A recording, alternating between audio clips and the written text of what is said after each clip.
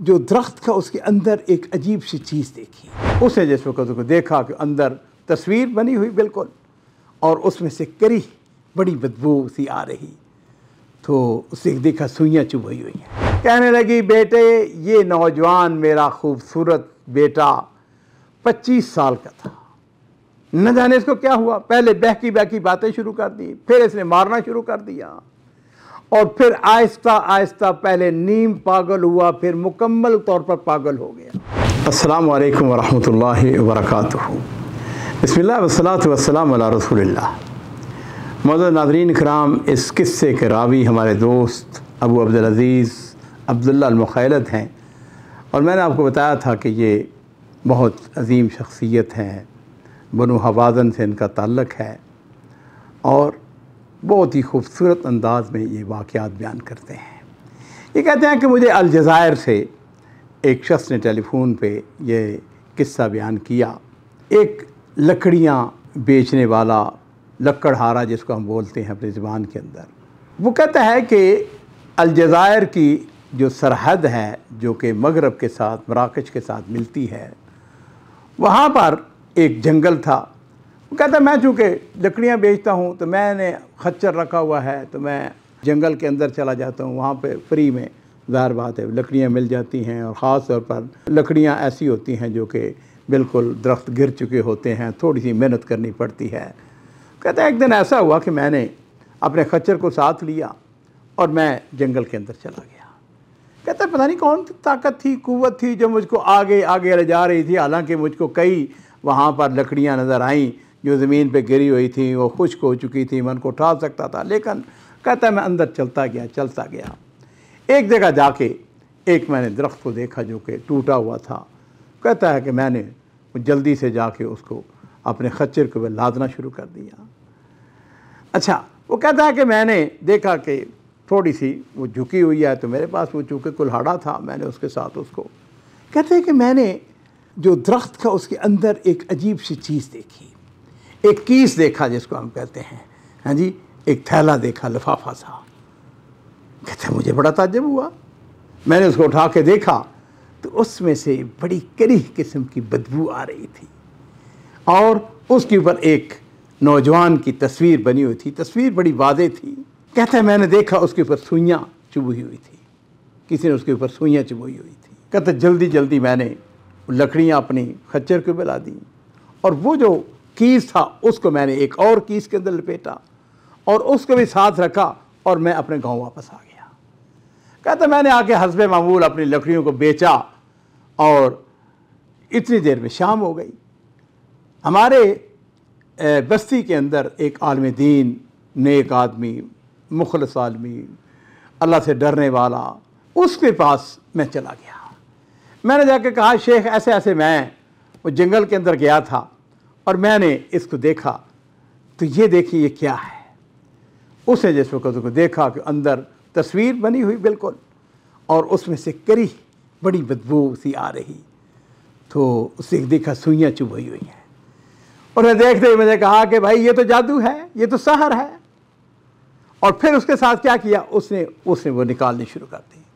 लो जी, सुइयाँ उसने निकाल के फेंक दी, और फिर मुझे उसने वो तस्वीर जो है ना वो मेरे हवाले करते हुए कहा कि देखो, पता करो इसका, ये कौन शख्स है, कौन बेचारा ये मजलूम है जिसके साथ ये ज़्यादती, ये जुल्म हुआ है।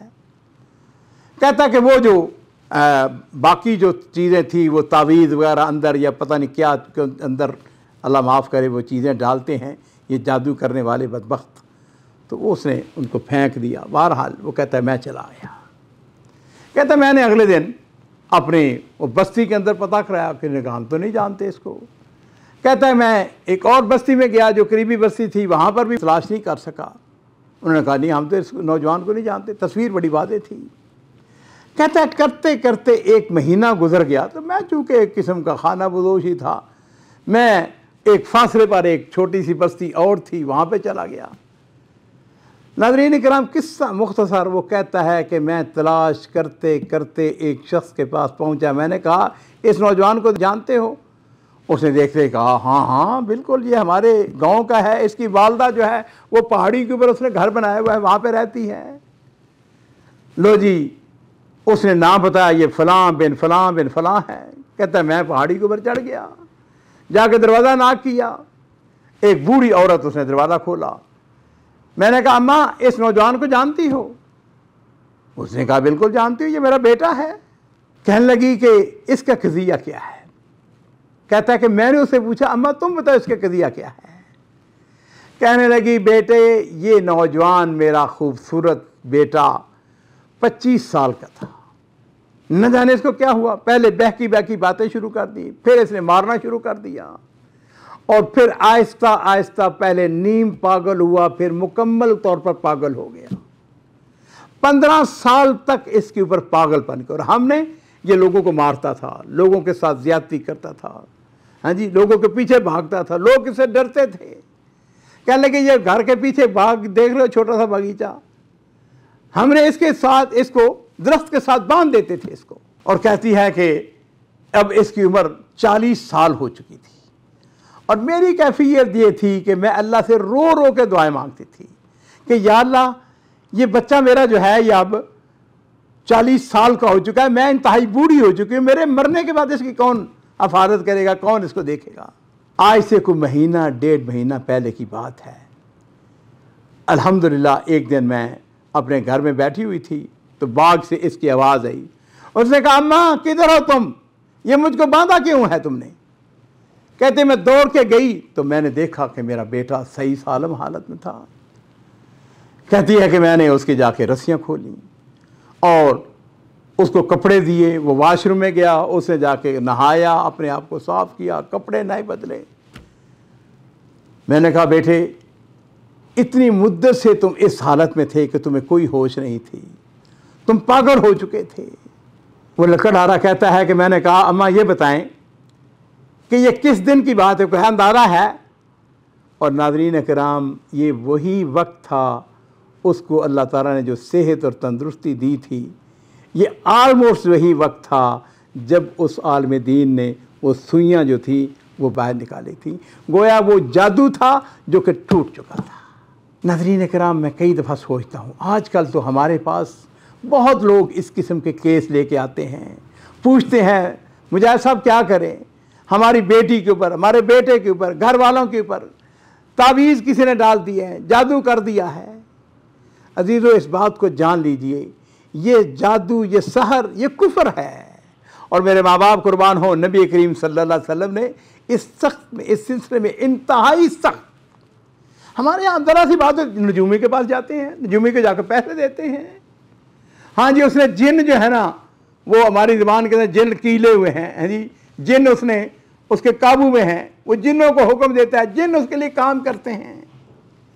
नबी अलैहि सल्लम ने इरशाद फरमाया कि मन आता अर्राफन फसअलु अन शैइन फसद्दक़हू।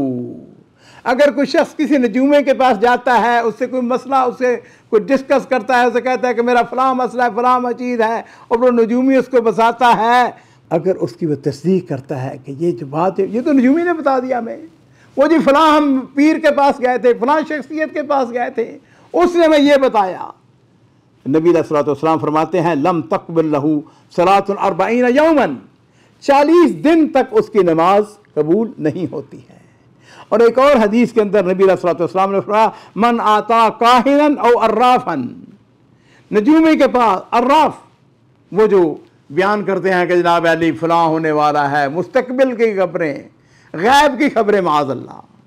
याद रखिए अल्लाह के अलावा कोई गैब नहीं जानता है। फसद्दक़हू, नजूमी के पास गया, अर्राफ के पास गया, उसकी बात की तस्दीक की। नबी अलैहिस्सलाम ने फरमाया कि फ़क़द कफ़र बिमा उन्ज़िला अला मुहम्मदिन, उसने गोया मोहम्मद रसूलुल्लाह सल्लल्लाहु अलैहि वसल्लम की रसालत के ऊपर कुफ़र किया, इनकार किया कि वो मोहम्मद रसूलुल्लाह की रसालत को नहीं मानता है।